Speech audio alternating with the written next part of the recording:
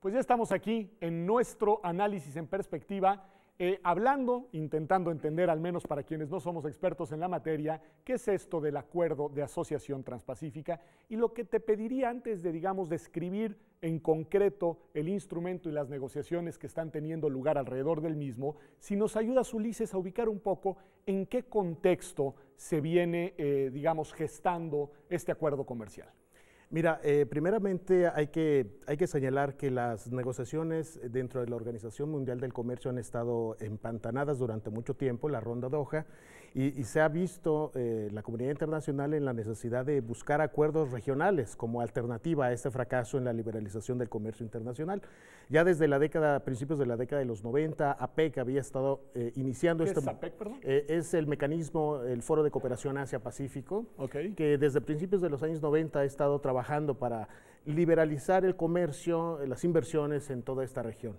Sin embargo, es a principios de la década del 2000, 2004, 2005, donde 4 países, que son Chile, Singapur, Brunei y Nueva Zelanda, son el P4, son los que se unen para formar lo que sería el origen de este Tratado de Asociación Transpacífico. Posteriormente, a finales de la década de la década pasada, en el 2008, Estados Unidos y otros países siguen mostrando su interés por expandir, agrandar este grupo, e inician en el 2010 las negociaciones con la entrada, de Malasia y después México, Canadá y finalmente Japón. ¿En qué contexto se da, Arturo, nuestra entrada a estas negociaciones? Contexto pensando en las dos dimensiones. Me ayuda mucho lo que dice Ulises a decir, se empantanan los esfuerzos por tener acuerdos a nivel global, si me lo permites decir así, y entonces se vuelve a reactivar la idea de llevar a cabo acuerdos regionales. Este es un acuerdo, digamos, de esa naturaleza, pero ¿y México en qué momento y en qué coyuntura, incluso interna, se suma a estas negociaciones, Arturo? Yo, si me lo permites, escalaría primero el marco de referencia, porque es muy importante. Estando totalmente de acuerdo con lo que dice Ulises, creo que deberíamos de ubicar esta propuesta geopolítica comercial en este marco de desorden global económico y geopolítico. Hay quien señala desde finales del siglo pasado, y hoy creo que es una realidad que todos deberíamos de ya ser congruentes con ella, es que nos estamos trasladando ya de una era del Atlántico a una era del Pacífico. De ese tamaño es lo que hoy está en juego en la parte geopolítica, en la parte económica y en la parte comercial. O sea, tú dirías, este tema hay que verlo con una visión más amplia que incluye factores de carácter estratégico, político, etcétera. Totalmente, y creo que ese sería el primer punto de cambiar el paradigma y aceptar que entonces nos estamos trasladando a una época en la que Occidente deja el liderazgo y que hoy se está construyendo un nuevo liderazgo geopolítico y comercial y económico en el mundo, en el cual esta propuesta tendríamos que insertarla dentro de este punto y después, desde luego, en este gran choque dentro de la geopolítica entre China y Estados Unidos. Entonces, si nosotros vemos esos dos paraguas como marcos de referencia de este tema, encontramos un poco más clara la interpretación de la intencionalidad que va atrás de esta, entre comillas, inocente oferta de un tratado de libre comercio para 12 países. Te voy a regresar la pregunta de México porque quedó en el tintero, pero me parece muy importante lo que dices. Lo que te voy a preguntar, Ulises, es si estás de acuerdo. Es decir, porque es, digamos, muy importante lo que sostiene Arturo y está grávido de muchas consecuencias. No solo un desplazamiento, digamos, dice él, desde Occidente hacia Oriente, sino también, digamos, un cambio en la relación de fuerzas regionales. ¿Tú lo ves así? Totalmente. Desde finales de la Segunda Guerra Mundial se vio el cambio el centro económico comenzó a orbitar de Europa hacia el hemisferio americano, y ahora hemos estado viendo en las últimas décadas que ha estado orbitando en toda la región de Asia-Pacífico. Hay que recordar que las tres primeras economías del mundo, Estados Unidos, Japón y China, están en la cuenca del Pacífico, y es una realidad innegable.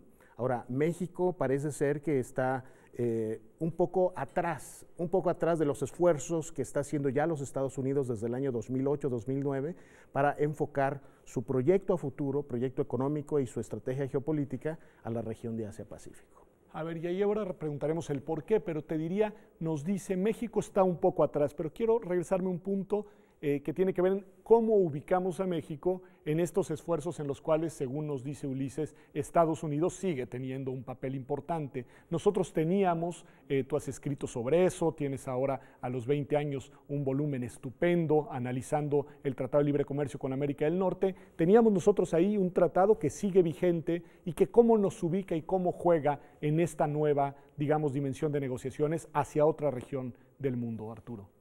Tú preguntas, ¿cuál es la intencionalidad de México de estar atrás de este gran estrategia, ¿no? de Estados Unidos? Porque hay que recordar que la propuesta viene directamente de Estados Unidos.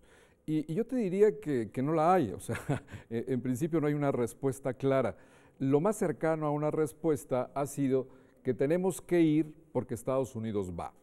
O sea, eso es lo que oyes en los foros y ves en los escritos de investigación como un determinismo económico-comercial que México tendría que cumplir con él porque es, desde luego, nuestro cliente mayor y desde luego que porque nuestro cliente va al mercado asiático, nosotros estamos obligados a ir.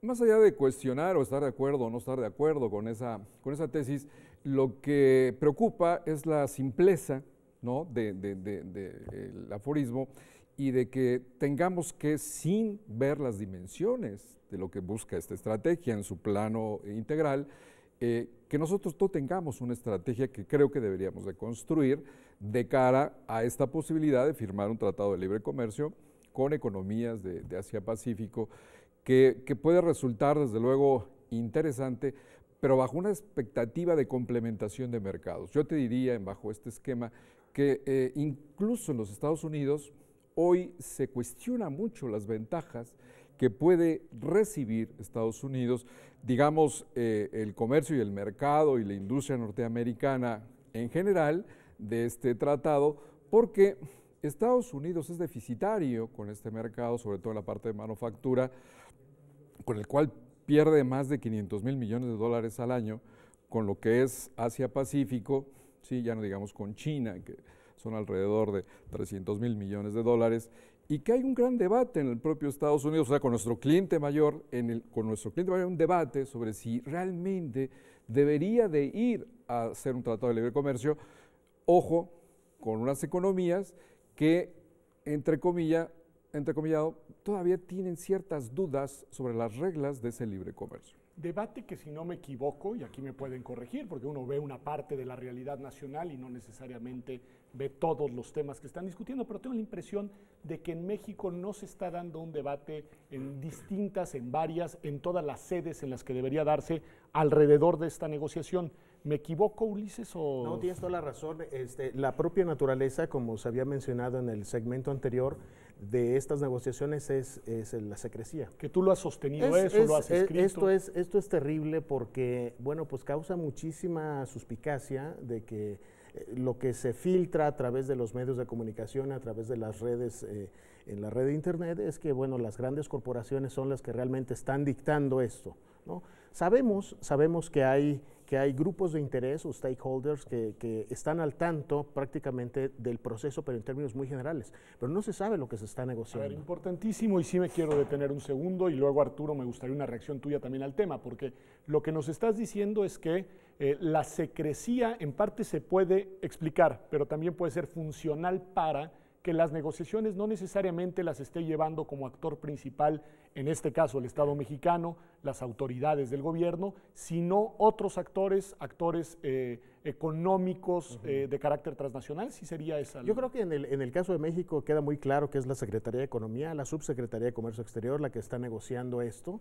pero es indudable que se está pidiendo la opinión y debe haber opiniones muy fuertes de grupos de lobby, no sé, podemos hablar de Concamino, algunas otras cámaras. Ok, pero cámaras nacionales, ¿no? Cámaras nacionales, okay. No, cámaras nacionales. Esto no es nada más de México, todos los países que están involucrados en este proceso de negociaciones han visto reacciones adversas, inclusive, como lo menciona Arturo, en los Estados Unidos. Hay una gran resistencia de que en caso de que se firme este tratado se puedan ver afectados los derechos laborales o las oportunidades del sector laboral en ese país.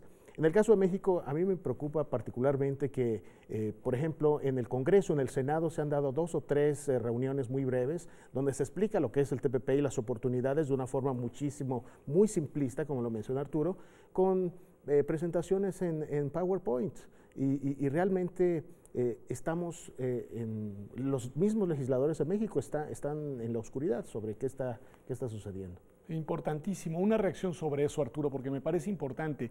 ¿Quién está negociando? ¿Bajo qué lógicas? Tú decías de alguna manera que la explicación de que nuestro país esté involucrado en este tratado puede ser casi meramente inercial, pero bueno, dentro de la inercia hay quien empuja y hay quien quiere orientar hacia dónde se mueven las cosas. ¿Cuál sería tu opinión a esto que nos plantea Ulises? Claro, y los que empujan siguen siendo los grandes ganadores de este comercio triangular del Telecán, que ahora se quiere extender a través del TPP. Y por eso de ahí la reacción, y por eso de ahí también el simplismo de querer hacer una extensión de este comercio ahora hacia un centro de fabricación que tendría 3 líneas de negocio, ¿no? Que es muy importante entender. O sea, la línea de negocio de manufactura final que tendría Estados Unidos, en la cual tendría una unidad de negocio en Asia-Pacífico, que ya es, pero con esto se ampliaría, que es hoy los países de Asia-Pacífico tienen ya más del 70% de la manufactura de los países en vías de desarrollo, y México estaría destinado a ser una unidad de negocio de maquila. Entonces, este es el layout del tratado. O sea, es bajar aranceles para que puedas importar más productos terminados, intermedios de Asia-Pacífico, para que tú en dado caso los acabes de embonar y me hagas la entrega final de productos finales donde yo fabrico la parte que tiene más valor agregado. Entonces, esta unidad de negocio conceptualizada de esta manera tiene ganadores muy claros, que son la industria de la Big Pharma, que es la industria de todo Internet, la industria de comunicaciones, de entretenimiento, y la industria de manufactura de alta tecnología. Y en ese sentido, pues sí hay ganadores, y ese es el lobby que se está haciendo en Estados Unidos para que se empuje este tratado bajo ese esquema de negocio. En el propio Estados Unidos va a ser el gran ganador el pueblo americano. Este tratado no lo es, como no lo ha sido en las últimas negociaciones que han tenido con Asia-Pacífico, ¿no? Los que han sido ganadores son los grandes centros de negocio, que no son, por cierto, la mayoría en Estados Unidos, y de ahí la problemática económica que vive Estados Unidos en un empobrecimiento generalizado de la clase media y una falta de claridad en el esquema de desarrollo y crecimiento. En el caso de nosotros sería continuar con un esquema de negocio como ha sido el Telecán, de donde cada vez tenemos menor participación de una industria nacional y donde los resultados en materia de empleo, desarrollo y crecimiento, pues como lo hemos visto en los últimos 20 años, han sido muy cuestionados. Tú, Ulises, regresando al tema de la transparencia, porque este diagnóstico que nos hace Arturo Oropeza, pues la verdad es que sí llama la atención, porque al final el mensaje es, bueno, si vemos al conjunto de los países como Estado, no necesariamente esta negociación es ganadora para todos al menos, ¿no? Sino que dentro de los estados ganarán algunos y otros pueden tener incluso saldos negativos en los efectos de un tratado de esta naturaleza. ¿Tú dirías que la secrecía en las negociaciones responde precisamente a esta situación y en todo caso constituye una herramienta estratégica para las negociaciones, o en realidad una especie como de mecanismo para que no se generen resistencias dentro de los países, en el caso concreto, en el caso mexicano? Mira, yo me inclinaría a pensar que gran parte de la secrecía es parte de la regla del juego, ¿no? El mismo hecho de entrar en negociaciones está se asume bajo la premisa de que tiene que ser una negociación muy cerrada, muy confidencial, porque, bueno, para los que no están muy familiarizados en esta negociación, se han filtrado ya 2 documentos, 2 capítulos, uno sobre inversión, 2 borradores, uno sobre inversión. Ajá, recientemente, hace varios meses, se filtraron 2 capítulos sobre inversiones y propiedad intelectual, y podemos tratar, nos damos cuenta en las negociaciones que es un aspecto muy técnico. O sea, realmente hay hay aspectos donde el renglón está, esta parte Estados Unidos propone, estos países están en contra, y ahí está el teje y maneje, y en los detalles está el diablo, como dice, ¿no? Es una negociación muy técnica, es cierto, y parte de la premisa es de que, bueno, si esto se abre al público, se puede paralizar, simplemente se empantana y no avanza, ¿no? Entonces, una de las medidas que seguramente estas reglas es dejarlo a los técnicos que trabajen y cerrar la negociación. Yo creo que eso ciertamente es para evitar resistencias por parte de amplios sectores de la población en estos países. Ahora, ojo, esto es muy importante, el TPP no es simplemente un tratado de libre comercio. Exacto. Es un súper tratado, yo en algún momento decía, y bueno, no soy el único, se menciona que es un tratado con esteroides. Se están redefiniendo reglas del comercio, la inversión, reglas jurídicas, derechos de autor, patentes, las reglas sobre las patentes a futuro, códigos genéticos. El uso de la red de Internet para almacenar contenidos digitales, es muchísimo más que libre comercio. ¿Qué les parece si por ahí regresamos? Es decir, porque a mí me gustaría, después de un corte, ver básicamente 3 cajoneras temáticas. 1, todas las implicaciones que tiene.